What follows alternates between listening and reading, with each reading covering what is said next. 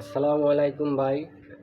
তা বিষয় কি ভাই, আইডিটা আমার শুধু আর কি, কিন্তু আমার আইডিটা আপনারা একটু ফলো করেন, একটু খালি আমারে দয়া করেন। তে অনেক কিছুই আর মানুষের মতো ক্রিয়া কসম এই সেই বক্কর চক্কর কওয়ার ভাই কোনো কিছু নাই।